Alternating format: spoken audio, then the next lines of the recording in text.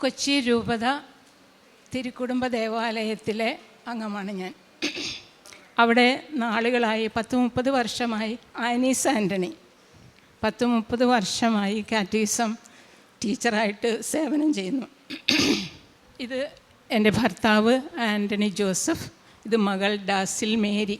ഞങ്ങൾ 3 പേരും പള്ളിയുമായിട്ട് വളരെ അടുത്ത് പ്രവർത്തിക്കുന്നവരാണ്. കൂടാതെ കുടുംബ പ്രാർത്ഥന എല്ലാ കാര്യങ്ങളിലും സജീവമായിട്ട് ഞങ്ങൾ പങ്കുചേരുന്നുണ്ട്. ഈ ഉടമ്പടി എടുത്തത്, ഉടമ്പടി യേശുവിൻ്റെ അടുത്തേക്ക് പോകാൻ, യേശുവിനെ ഏറ്റവും അടുത്തറിയാൻ പരിശുദ്ധ അമ്മയുടെ കൈപിടിച്ച് നടക്കാനുള്ള ഒരവസരം അതായിട്ടാണ് ഞാൻ കണക്കാക്കുന്നത്. അതുകൊണ്ട് ജീവിതകാലം മുഴുവനും ഈ ഉടമ്പടിയിൽ തുടരണം, അതാണ് എൻ്റെ ആഗ്രഹം. ഇത് ഭർത്താവ് ഒരിക്കൽ ആക്സിഡൻറ്റ് സംഭവിച്ചു. ആക്സിഡൻറ്റിൽ കാലുകൾക്ക് പ്രശ്നമുണ്ടായി, കാലിന് ഓപ്പറേഷൻ ചെയ്തു. അതുപോലെ തന്നെ കണ്ണ് ഡബിൾ വിഷനായിരുന്നു, വണ്ടി ഓടിക്കണ്ടെന്നാണ് പറഞ്ഞിരുന്നത്. അപ്പോൾ ഈ കാലിൻ്റെ പ്രശ്നം മാതാവിൻ്റെ സന്നിധിയിൽ സമർപ്പിച്ച് നമ്മുടെ തൈലം, അമ്മയുടെ തൈലം പുരട്ടി പ്രാർത്ഥിച്ചു. കാലിന് ഏന്തലുണ്ടായിരുന്നു, നടക്കാൻ ബുദ്ധിമുട്ടുണ്ടായിരുന്നു, നീരുണ്ടായിരുന്നു. അങ്ങനെ പ്രാർത്ഥിച്ചതിൻ്റെ ഫലമായിട്ട് ഹസ്ബൻഡിന് സൗഖ്യം കിട്ടി. അതുപോലെ തന്നെ ഒരു ദിവസം രാത്രി ആൾ ഭയങ്കര കഷ്ടത്തിലായിപ്പോയി. കാല് വേദന കൊണ്ട് എല്ലാം മാറിയതായിരുന്നു. ഒന്നും സംഭവിക്കാത്ത മറ്റേ കാലിന് ഭയങ്കരം വിങ്ങിപ്പൊട്ടുന്ന വേദന, എന്തോ പഴുത്ത് അസ്വസ്ഥമായിട്ട് ആൾക്ക് ഉറങ്ങാൻ പറ്റുന്നില്ല. അങ്ങനെയുള്ള വലിയ വേദന സഹിച്ച് രാത്രി എന്നെ അറിയിക്കാതെ പുള്ളി പല മരുന്നും പുരട്ടി.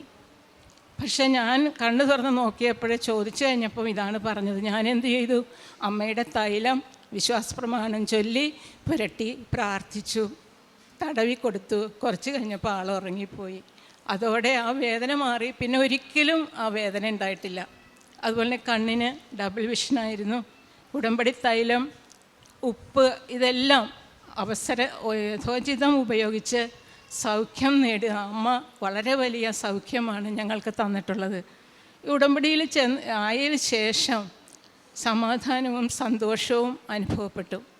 ഉടമ്പടിയിൽ വരാനുള്ള സാഹചര്യം എനിക്ക് ആദ്യമൊന്നും ഈ കൃപാസനത്തെക്കുറിച്ച് വലിയ അറിവില്ലായിരുന്നു. എനിക്കൊരു പത്രം കിട്ടിയപ്പോൾ ഞാൻ ആ പത്രം കൊണ്ട് ഓടി. ദൂരെയുള്ള എൻ്റെ ഒരു കസിന് അത്യാവശ്യമാണെന്ന് എനിക്ക് മനസ്സിലായി. ഞാൻ ഈ പത്രം കൊണ്ട് അവർക്ക് കൊണ്ട് കൊടുത്തു. പക്ഷെ ഞാനത് വായിച്ചില്ല, ഞാൻ ഉപയോഗിച്ചില്ല. എന്തുകൊണ്ടോ അവർക്ക് സൗഖ്യം കിട്ടി, അവരുടെ ആഗ്രഹങ്ങൾ സാധിച്ചു കിട്ടി. അതിന് ശേഷമാണ് എനിക്ക് ഈ ചിന്ത വന്നത്, കൃപാസനത്തിൽ പോകണം, അമ്മയുടെ അടുത്ത് വരണം, മരിയൻ ഉടമ്പടി എടുക്കണം എന്നൊരു ചിന്ത വന്നത് ആ സമയത്താണ്. അതുവരെ എനിക്കുണ്ടായില്ല. അപ്പോൾ ആ ചിന്ത തന്ന നല്ല ദൈവത്തിന് നന്ദി പറയുകയാണ്. ഞാൻ ഇത്രയധികം കാര്യങ്ങൾ ചെയ്തു തന്ന അമ്മയോടും ഈശോയോടും ഒത്തിരി സ്നേഹവും നന്ദിയുമുണ്ട്. ഇനി എൻ്റെ മകളുടെ കാര്യം അവൾ തന്നെ സാക്ഷ്യപ്പെടുത്തും, അനുഭവ സാക്ഷ്യം. എൻ്റെ പേര് ഡാസിൽ. ഞാൻ കാനഡയിലാണ്. ഞാൻ അവിടെ വർക്ക് ചെയ്യുകയാണ്. അവിടെ വർക്ക് ചെയ്ത് ഏകദേശം ഒരു 1-1.5 വർഷത്തിന് ശേഷം എനിക്ക് ഭയങ്കരമായിട്ടൊരു ശ്വാസം മുട്ടൽ വന്നു. എനിക്ക് 10 അടി പോലും നടക്കാൻ പറ്റില്ല. പണ്ട് ചെറുപ്പത്തിൽ ഡാൻസിലും പാട്ടിലും എല്ലാത്തിലും ഞാൻ മുൻപന്തിയിലായിരുന്നു, കലാതിലകമായിരുന്നു. പക്ഷേ പിന്നീട് കാനഡയിൽ എത്തിയതിന് ശേഷം എനിക്കൊരു കാര്യം പോലും ചെയ്യാൻ സാധിക്കുന്നുണ്ടായിരുന്നില്ല. മാനസികമായിട്ട് ഞാൻ വളരെയേറെ തളർന്നിരിക്കണമായിരുന്നു. കാരണം എൻ്റെ മുന്നിൽ എൻ്റെ ഫ്രണ്ട്സ് ഡാൻസ് കളിക്കുന്നു, പാട്ട് പാടുന്നു, എനിക്കൊന്നും ചെയ്യാൻ പറ്റുന്നില്ല. അപ്പം ഞാൻ എൻ്റെ മമ്മിനെ വിളിച്ചിട്ട് ഞാൻ പറഞ്ഞു, മമ്മി എനിക്ക് ഇങ്ങനെയാണ്, എനിക്ക് ശ്വാസമൊന്നും എടുക്കാൻ പറ്റുന്നില്ല, സംസാരിക്കാനും പറ്റുന്നില്ല. ഫോൺ വിളിച്ചു കഴിഞ്ഞ് ഒരു 2 സെൻറ്റൻസ് പറഞ്ഞു കഴിഞ്ഞാൽ പിന്നെ ഞാൻ ചുമച്ചു തുടങ്ങും, പിന്നെ എനിക്ക് ശ്വാസം കിട്ടൂല. പിന്നെ ഞാൻ വല്ല ഇൻഹേലർ എടുത്തിട്ട് വേണം പിന്നെ എനിക്ക് സംസാരിക്കണമെന്നുണ്ടെങ്കിൽ. അപ്പം മമ്മി എന്നോട് പറഞ്ഞ്, മോളെ എന്നാൽ ലൈറ്റ് ക്യാൻഡിൽ പ്രെയർ ഉണ്ട് കൃപാസനത്തിൻ്റെ, അത് നീ അത് കൂടിക്കഴിഞ്ഞാൽ നിനക്ക് വളരെയേറെ ആശ്വാസം കിട്ടുമെന്ന് പറഞ്ഞു. അന്ന് തന്നെ ഞാൻ ലൈറ്റ് ക്യാൻഡിൽ പ്രെയർ എടുത്തു, പ്രാർത്ഥിക്കാൻ തുടങ്ങി. അതിനുശേഷം ഇപ്പം നിങ്ങൾക്ക് കേൾക്കാൻ ഞാൻ ഇത്രയും സംസാരിച്ചു, എനിക്ക് ശ്വാസം എടുക്കാൻ യാതൊരു ബുദ്ധിമുട്ടും എനിക്കില്ല. ആ ഒരു വിശ്വാസം എന്നിലുണ്ടായിരുന്നു. അപ്പം തന്നെ മമ്മി പറഞ്ഞു, എന്നാൽ ശരി ഓൺലൈൻ ഉടമ്പടി എടുക്കുക. ഞാൻ കാനഡയിലാണ്, എനിക്ക് അവിടെ നിന്ന് ഇങ്ങോട്ട് വരാൻ ഉള്ള യാതൊരു സാഹചര്യവും എനിക്കില്ല. ഞാൻ ആ സമയത്ത് PR ഒന്നും ആയിട്ടില്ല. പഠിച്ച് കഴിഞ്ഞൊരു ചെറിയൊരു ജോലിക്ക് കയറി എൻ്റെ കടങ്ങൾ തീർത്തുകൊണ്ടിരിക്കണമായിരുന്നു. അപ്പോൾ അമ്മ പറഞ്ഞു ശരി എന്നാൽ നമുക്ക് ഓൺലൈൻ ഉടമ്പടി എടുക്കാം. എൻ്റെ കയ്യിൽ ഉപ്പോ അങ്ങനത്തെ യാതൊരു സംഭവവും എൻ്റെ കയ്യിലില്ല. പക്ഷെ ഞാൻ പ്രാർത്ഥിക്കുമായിരുന്നു. രാവിലെയും ഡെയിലി ബ്രെഡ് എല്ലാ പ്രാർത്ഥനകളും ഞാൻ കൂടുമായിരുന്നു. പറ്റുന്ന രീതിയിലെല്ലാം ഞാൻ കുർബാനയ്ക്കും പോകുമായിരുന്നു. എൻ്റെ വീട്ടിൽ അടുത്ത് പള്ളികൾ ഇല്ല പൊതുവേ. അപ്പോൾ ഞാൻ നടന്ന്, ആ സമയത്ത് കാറും ഒന്നുമില്ല, ഞാൻ നടന്ന് തന്നെയാണ് കുർബാനയ്ക്ക് പോകുന്നത്. മഞ്ഞാണെങ്കിലും വെയിലാണെങ്കിലും കാറ്റാണെങ്കിലും എന്താണെങ്കിലും നടന്നു പോകണം. അതുപോലെ തന്നെ കുമ്പസാരമാണെങ്കിലും പറ്റാവുന്ന അത്രയും ഇംഗ്ലീഷിൽ വേണം നമുക്ക് അവിടെ കുമ്പസാരിക്കാനായിട്ട്. മലയാളം പള്ളികൾ വളരെ കുറവാണ്. അപ്പം ഞാൻ യൂട്യൂബിലൊക്കെ നോക്കി അല്ലെങ്കിൽ ഗൂഗിളൊക്കെ ചെയ്ത് ചില വാക്കുകളുടെ മലയാളമൊക്കെ കണ്ടുപിടിച്ച് അങ്ങനെയൊക്കെയായിരുന്നു ഞാൻ അച്ഛൻ്റെ അടുത്ത് കുമ്പസാരിച്ചത്. അത് കഴിഞ്ഞ് കുറച്ച് നാളിന് ശേഷം ഞാനവിടെ ഒരു സാധാരണ ജോലി, വലിയ പേയോ അങ്ങനെ ഒന്നുമില്ല, സാധാരണ ജോലിയിലാണ് ഞാനവിടെ തുടങ്ങിയത്. PR വെക്കേണ്ട ഒരു സമയം ആയി, എൻ്റെ വർക്ക് പെർമിറ്റ് ഏകദേശം തീരാറായി. PR എത്രയും വേഗം വെക്കണം എന്നുള്ളൊരു ഇതിലെത്തിയപ്പോൾ മമ്മി പറഞ്ഞു നീ പേടിക്കണ്ട, മാതാവ് നിൻ്റെ കൂടെയുണ്ട്. ഞാൻ ചെറുപ്പത്തിലെ വളർന്നു വന്ന രീതി എന്ന് പറയുന്നത് നീ അമ്മയുടെ മോളാ, അമ്മ നിൻ്റെ കൂടെയുണ്ട്. എപ്പോഴും എൻ്റെ മമ്മി അതെന്നോട് പറയുമായിരുന്നു. ആ വിശ്വാസം എന്നിൽ തന്നെ ഉണ്ടായിരുന്നു. ഞാൻ അമ്മേനോട് പറയും അമ്മ ഈശോയുടെ പരീക്ഷണ സമയത്ത് അമ്മ കൂടെ ഉണ്ടായിരുന്ന പോലെ എൻ്റെ ഈ പരീക്ഷണ സമയത്ത് അമ്മ എൻ്റെ കൂടെ തന്നെ ഉണ്ടാവണം. ആ ഉറച്ച വിശ്വാസത്തിലാണ് ഞാൻ അവിടെ നിന്നത്. കുറച്ച് ദിവസങ്ങൾക്ക് ശേഷം എൻ്റെ കമ്പനിയിൽ തന്നെ ഒരു പ്രൊമോഷൻ, ഇൻറ്റേർണലി പ്രൊമോഷൻ വന്നു. ആ ഒരു പ്രൊമോഷനിൽ ഞാൻ ഇൻ്റർവ്യൂവിന് അറ്റൻഡ് ചെയ്തു. അമ്മ പറഞ്ഞു സാരമില്ല, ഞാൻ എങ്ങനെയെങ്കിലും ഒരാളുടെ കയ്യിൽ ഉപ്പ് കൊടുത്ത് വിടാം, നീ ആ ഉപ്പിട്ട് പ്രാർത്ഥിക്കുമെന്ന് പറഞ്ഞ് അങ്ങനെ എനിക്കറിയുന്ന ഒരാളല്ല വേറൊരാളുടെ കയ്യിൽ ഉപ്പൊക്കെ മമ്മി കൊടുത്ത് വിട്ടു. എൻ്റെ വീട്ടിൽ നിന്ന് ഏകദേശം ഞാനൊരു വണ്ടി പിടിച്ചാണ് പോയത് ആ ഉപ്പൊക്കെ വാങ്ങിക്കാൻ. ഏകദേശം എനിക്ക് തോന്നുന്നു ഒരു 6-7 മണിക്കൂറോളം ഞാൻ യാത്ര ചെയ്തു ആ ഉപ്പ് എൻ്റെ കയ്യിൽ കിട്ടാൻ വേണ്ടി.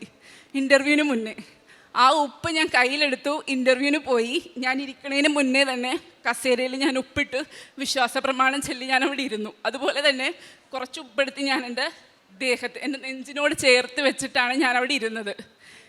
എന്തൊക്കെ ക്വസ്റ്റ്യൻ ചോദിച്ചു എന്നുള്ളത് എനിക്കറിയില്ല, ഞാൻ എന്ത് പറഞ്ഞു എന്നുള്ളതും എനിക്കറിയില്ല. ഇൻ്റർവ്യൂവിന് ശേഷം പലരും എന്നോട് ചോദിച്ചു എന്തൊക്കെ ക്വസ്റ്റ്യൻസ് ചോദിച്ചു എന്ന്. എനിക്കൊരു ഓർമ്മയില്ല.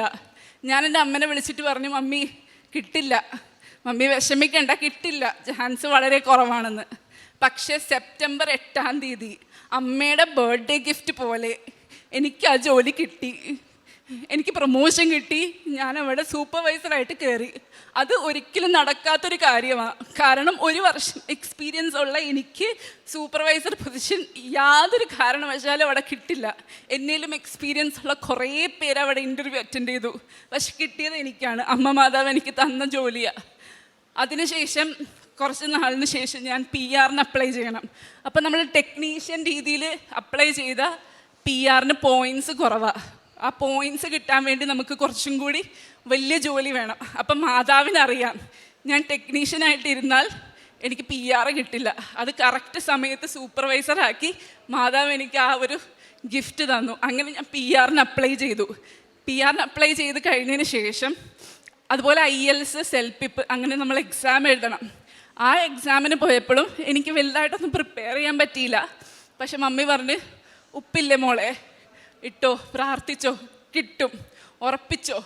അങ്ങനെ ഞാൻ പോയി ഉപ്പിട്ട് പ്രാർത്ഥിച്ച് കമ്പ്യൂട്ടറിൻ്റെ മുകളിലും ജസ്റ്റ് ഒന്ന് ഉപ്പിട്ടു, ഇരിക്കണ സ്ഥലത്ത് ഉപ്പിട്ടു. കാശുരൂപം ഒന്നും നമുക്കകത്ത് കയറ്റാൻ പറ്റില്ല. അപ്പം ഞാൻ ചെയ്തത് എൻ്റെ ബാഗിൽ കാശുരൂപം ഇട്ടിട്ട് ഞാൻ ഇരിക്കണ കസേരയുടെ ബാക്കിൽ തൂക്കിയിട്ടു. എന്നിട്ട് ഞാൻ എക്സാം എഴുതി. എനിക്ക് 10 ഓവറോൾ 10 എനിക്ക് അന്ന് കിട്ടിയത്. അത് ഒരു പ്രാക്ടീസും ഇല്ലാതെ മാതാവ് എനിക്ക് തന്നതാണ് ഇത്രയും വലിയൊരു വിജയം. ആ ഒരു പോയിൻറ്റോട് കൂടി എൻ്റെ പോയിൻറ്റ്സ് എക്സ്പ്രസ് എൻട്രിയിലെ 525 ആയിരുന്നു. അത്രയും പോയിൻ്റ് കിട്ടിയ വളരെ ബുദ്ധിമുട്ടാണ്. പക്ഷേ മാതാവ് എനിക്ക് അത്രയും പോയിൻ്റ് എനിക്ക് തന്നു. ഒരാഴ്ചക്കുള്ളിൽ തന്നെ PR-ൻ്റെ ഇൻവിറ്റേഷൻ എനിക്ക് കിട്ടി. അങ്ങനെ ഞാൻ PR അപ്ലൈ ചെയ്തു. കുറച്ച് നാളുകൾക്ക് ശേഷം ഏകദേശം ഒരു 2-3 മാസം ഞാൻ വർക്ക് ചെയ്തു. ഒറ്റയടിക്ക് ഏപ്രിൽ 3-ാം തീയതി എനിക്ക് ടെർമിനേഷൻ വന്നു ആ ജോലിയിൽ നിന്ന്. അപ്പോൾ ഞാൻ മാതാവിനോട് പറഞ്ഞു മാതാവേ എന്തിനാണ് ഞാൻ ഇത്രയും കഷ്ടപ്പെട്ട് ഈ ഒരു പൊസിഷനിലെത്തിയിട്ട് മാതാവ് എന്തിനാണ് എനിക്ക് ഈ ഒരു സാഹചര്യം തന്നത് എന്നുള്ളത്. പക്ഷേ മമ്മി എന്നോട് പറയണേ, മോളൊന്നും വിഷമിക്കേണ്ട, മാതാവ് കൂടെയുണ്ട്, നീ പേടിക്കേ വേണ്ട. ആ ജോലി പോയെങ്കിൽ മാതാവ് നിനക്ക് ഇതിലും നല്ലൊരു ജോലി നിനക്ക് തരും, നീ അതിൽ വിശ്വസിക്ക്, പ്രാർത്ഥിക്ക്. അന്ന് മുതൽ ഞാൻ പ്രാർത്ഥന ശക്തമാക്കി. ഈവനിങ്ങിലെല്ലാം ഞാൻ കുർബാനയ്ക്ക് പോകാൻ തുടങ്ങി. അവിടെ ഇംഗ്ലീഷ് കുർബാന, ലാറ്റിൻ അതൊക്കെയാണ് ഉള്ളത്. ഇംഗ്ലീഷ് കിട്ടിയില്ലെങ്കിൽ ലാറ്റിന് പോയിരിക്കും, അറിയില്ല. പക്ഷേ ഞാൻ അവിടെ സൈഡിൽ പോയിരുന്ന് കുർബാന കൂടും, അവരോടെല്ലാവരും സംസാരിക്കും. എല്ലാം കഴിഞ്ഞ് ഒരു ഇൻ്റർവ്യൂ ഞാൻ അറ്റൻഡ് ചെയ്തു. വളരെ നല്ലൊരു കമ്പനിയാണ്. അത് കഴിഞ്ഞൊരു 2 മാസം കഴിഞ്ഞപ്പോഴത്തേക്ക് അവിടെ നിന്ന് മെയിൽ വന്നു, ഞാൻ സെലക്ട് ആയില്ല എന്ന് പറഞ്ഞു. എനിക്ക് വിഷമമായിരുന്നു, കാരണം ഞാൻ അത്രയേറെ പ്രിപ്പയർ ചെയ്തിട്ടാണ് ഞാൻ ഇൻ്റർവ്യൂവിന് പോയത്. പക്ഷെ കിട്ടിയില്ല. അപ്പം അമ്മ പറഞ്ഞു, വേണ്ട മോളെ, സാരമില്ല, മാതാവിനൊരു പദ്ധതിയുണ്ട്, അതനുസരിച്ചേ നിനക്ക് ജോലി കിട്ടുള്ളൂ. അത് മാതാവിൻ്റെ പദ്ധതിയാണെങ്കിൽ ആ ജോലി നിനക്ക് കിട്ടിയിരിക്കും. എന്താണെന്നറിയില്ല, ഒരാഴ്ചക്കുള്ളിൽ തന്നെ അവിടെ നിന്ന് വീണ്ടും ഒരു കോള് വന്നിരിക്കുകയാണ്. ഡാസിൽ ഇതുവരെ ഏതെങ്കിലും ജോലിക്ക് കയറിയായിരുന്നോ എന്ന് ചോദിച്ചു. ഞാൻ പറഞ്ഞു, ഇല്ല, ഇപ്പോഴും ഞാൻ ജോലിക്ക് നോക്കിക്കൊണ്ടിരിക്കുന്നതാണ്. അങ്ങനെയാണെങ്കിൽ ഇവിടെയുള്ള ഓപ്പണിംഗ് വീണ്ടും വന്നിരിക്കുകയാണ്, ഡാസിലിന് ഇഷ്ടമാണെങ്കിൽ ജോയിൻ ചെയ്തോളാൻ പറഞ്ഞു. അങ്ങനെ ഞാൻ ഈ 28-ാം തീയതി ഒളിമ്പസ് എന്ന് പറയുന്നൊരു മെഡിക്കൽ എക്യുപ്മെൻറ്റ് കമ്പനിയാണ്, അവിടേക്ക് എൻഡോസ്കോപ്പ് ടെക്നീഷ്യനായിട്ട് ഞാൻ ജോലിക്ക് കയറുകയാണ്. ഈ 24-ാം തീയതി ഞാൻ ഇവിടെ നിന്ന് കാനഡയ്ക്ക് തിരിച്ചു പോവുകയാണ്. ഇതെൻ്റെ മാതാവ് എനിക്ക് തന്ന ഏറ്റവും വലിയൊരു അനുഗ്രഹമാണ്. അതുകൂടാതെ തന്നെ എനിക്ക് തിരിച്ച് ഇവിടെ വന്ന് ഇത് സാക്ഷ്യപ്പെടുത്തണമെന്ന് എൻ്റെ മമ്മിയുടെ വലിയ ആഗ്രഹമാണ്. ഒരു പ്രാവശ്യം മമ്മി ഇവിടെ വന്ന് സാക്ഷ്യപ്പെടുത്താൻ വന്നപ്പോൾ ഞാനില്ലാതെ സാക്ഷ്യം പറയാൻ പറ്റില്ല എന്ന് പറഞ്ഞു. അപ്പം ഞാൻ മാതാവിനോട് പറയും, മാതാവ് എൻ്റെ കയ്യിൽ PR കാർഡില്ല, കാർഡ് വന്നാലേ എനിക്കിവിടെ വരാൻ പറ്റുള്ളൂ, ഇല്ലെങ്കിൽ എനിക്ക് തിരിച്ച് കാനഡയ്ക്ക് പോകാൻ പറ്റില്ല. PR കിട്ടി, പക്ഷെ കാർഡ് വരണം. എൻ്റെ ഫ്രണ്ട്സിന് പോലും ഏകദേശം ഒരു 9 മാസം എടുത്തു കാർഡ് കയ്യിൽ കിട്ടാനായിട്ട്. എനിക്കാണെങ്കിൽ 3 മാസമേ ആയുള്ളൂ. PR-ൻ്റെ ഇൻവിറ്റേഷൻ വന്നിട്ട് എനിക്കിനി കിട്ടുമെന്ന് ഉറപ്പില്ല എന്ന് പറഞ്ഞിരിക്കുകയായിരുന്നു. പക്ഷേ മമ്മി പറഞ്ഞ്, നീ പേടിക്കേ വേണ്ട, ഫെബ്രുവരി 28-ന് മുന്നേ നിൻ്റെ PR കാർഡ് നിൻ്റെ കയ്യിൽ കിട്ടും. എനിക്ക് ഫെബ്രുവരി 27-ാം തീയതി PR കാർഡ് എൻ്റെ കയ്യിൽ കിട്ടി. എൻ്റെ ഫ്രണ്ട്സിന് പോലും PR കാർഡ് ഇതുവരെയും കയ്യിൽ വന്നിട്ടില്ല. അവർക്ക് ഇതിൽ മുന്നേ കിട്ടിയതാ, അവരുടെ കയ്യിൽ ഇതുവരെയും PR കാർഡ് വന്നിട്ടില്ല. അപ്പം മാതാവിൻ്റെ ആഗ്രഹം ഞാൻ ഇവിടെ വന്ന് സാക്ഷ്യപ്പെടുത്തണമെന്നുള്ളതാണ്. അതുകൊണ്ടാണ് എത്രയും വേഗം ജോലിക്ക്, പുതിയ ജോലി, മാതാവ് തന്ന ജോലിക്ക് കയറണതിന് മുന്നേ ഇവിടെ വന്ന് ഞാൻ സാക്ഷ്യപ്പെടുത്തത്. ഇത്രയും അനുഗ്രഹങ്ങൾ തന്ന മാതാവിന് 1000 നന്ദി. ഞാൻ ഉടമ്പടി എടുക്കാനുണ്ടായ സാഹചര്യം പറയാൻ വിട്ടുപോയി. സാമ്പത്തികമായി ഞങ്ങൾ വളരെ കഷ്ടപ്പെട്ടു പോയി.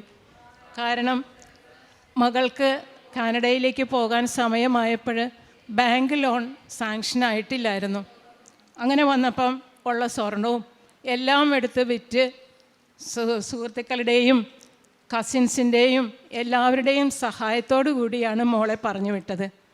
തന്നെയുമല്ല, കൊറോണയുടെ സമയമായതുകൊണ്ട് എക്സസ്സായിട്ട് കുറേ പൈസ ചിലവാക്കേണ്ടിയും വന്നു. കൊറോണ ടൈം ആയതുകൊണ്ട് ബുദ്ധിമുട്ടുകളേറെ ഉണ്ടായിരുന്നു. പിന്നെ ഹസ്ബൻഡിൻ്റെ ജോലി, അതിലും ചില വീഴ്ചകൾ വന്നുപോയി. വേണ്ടത്ര വരുമാനം ലഭിക്കാതെയായി. അങ്ങനെ എല്ലാ തരത്തിലും 0 പോയിൻ്റിലായി. അപ്പോഴാണ് അമ്മയെക്കുറിച്ച്, ഈശോയെക്കുറിച്ച് ചിന്തിക്കാനും കൃപാസനത്തിൽ വരാനും ഇടയായത്. എല്ലാത്തിനും ഒരുപാട് നന്ദി ഈശോയ്ക്കും അമ്മയ്ക്കും. ഇനി ഞങ്ങളുടെ പ്രേക്ഷിത പ്രവർത്തനം, അനാഥശാലകൾ, അഗതി മന്ദിരങ്ങൾ, അവിടെയൊക്കെ ഞങ്ങളെ കൊണ്ടുപോകും. അവർക്ക് നിത്യോപയോഗ സാധനങ്ങൾ, ഭക്ഷണം, ഇതൊക്കെ കൊണ്ടു കൊടുക്കും. അവരോട് കുറച്ച് നേരം സംസാരിക്കും. അങ്ങനെ സന്തോഷമായിട്ട്, അവർക്ക് സന്തോഷമായിട്ട് ഞങ്ങൾ തിരിച്ചു പോരും. പിന്നെ പ്രേക്ഷിത പ്രവർത്തനം ചെയ്യുന്നത്, പത്രം കിട്ടിയാൽ അത് പ്രാർത്ഥിച്ച് മറ്റുള്ളവർക്ക് കൊടുക്കുന്നതിന് മുൻപേ അമ്മയോട് പറയും, അമ്മേ ഞാൻ പത്രമായിട്ട് പോവുക, എന്നെ സഹായിക്കണം, ഈ പത്രം എല്ലാവരും മേടിക്കണം എന്ന് പറഞ്ഞ് പ്രാർത്ഥിച്ചു പോകും. ഞാൻ പള്ളിയിലൊന്നും കൊടുക്കില്ല, കാരണം അറിയാത്തവരെ അറിയിക്കാനും ആഴപ്പെടുത്താനുമാണെന്ന് അച്ഛൻ എപ്പോഴും പറയാറുണ്ട്. ബഹുമാനപ്പെട്ട അച്ഛൻ പറഞ്ഞ ആ വാക്കുകൾ മനസ്സിലുള്ളത് കൊണ്ട് പ്രാർത്ഥിച്ച് പോകുന്ന വഴിക്ക് പലപ്പോഴും അക്രൈസ്തവരായവരെയാണ് ഞാൻ നോക്കാറ്. കൊടുക്കും. ആരും ഇതുവരെ അതിന് തടസ്സം പറഞ്ഞിട്ടില്ല. ഹിന്ദുക്കളായാലും മുസ്ലിംസ് ആയാലും സന്തോഷത്തോടെ പത്രം വാങ്ങിക്കും. അങ്ങനെ സന്തോഷത്തോടെ തിരിച്ചു വരികയാണ് ചെയ്യാറ്. എല്ലാറ്റിനും ഒരുപാട് നന്ദി ഈശോയ്ക്കും അമ്മയ്ക്കും.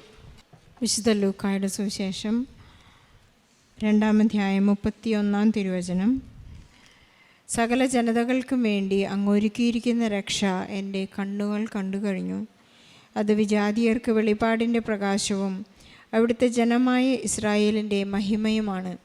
നാം എപ്പോഴും പ്രാർത്ഥിക്കുന്നത് ദൈവനാമം മഹത്വപ്പെടട്ടെ എന്നാണ്.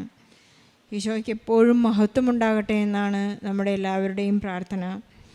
ചിലരെല്ലാം ഇവിടെ വന്ന് ചോദിക്കാറുണ്ട്, പരിശുദ്ധ അമ്മയെ നാം കൂടുതലായി സ്നേഹിക്കുമ്പോൾ അത് ഈശോയ്ക്ക് വിഷമമാവില്ലേ? ഈശോയ്ക്ക് ഒരിക്കലും വിഷമമാവില്ല. കാരണം നാം സ്നേഹത്തെക്കുറിച്ച് ഒരു വലിയ കാവ്യം സെയിൻറ്റ് പോൾസ് നമ്മോട് പറയുന്നുണ്ട്. സ്നേഹം എന്താണ്? അത് ഈശോയാണ്. ഈശോ എന്താണ്? അത് സ്നേഹമാണ്. സ്നേഹം ഒരിക്കലും അസൂയപ്പെടുന്നില്ല. സ്നേഹം ഒരിക്കലും മറ്റുള്ളവരിൽ വഴക്കുണ്ടാക്കുന്നില്ല, വൈരാഗ്യപ്പെടുന്നില്ല. സ്നേഹം എപ്പോഴും കാത്തിരിക്കുന്നു. സ്നേഹം ദീർഘക്ഷമയുള്ളതാണ്. സ്നേഹമാണ്, ഈശോ സ്നേഹമാണെന്ന് നമുക്കറിയാം. ഇവിടെ ഒരു സ്നേഹത്തിൻ്റെ കഥയാണ് ഇവിടെ ആനീസും ആൻ്റണിയും ഡാർസനുമെല്ലാം ഇവിടെ ഇപ്പോൾ സാക്ഷ്യപ്പെടുത്തിയത്.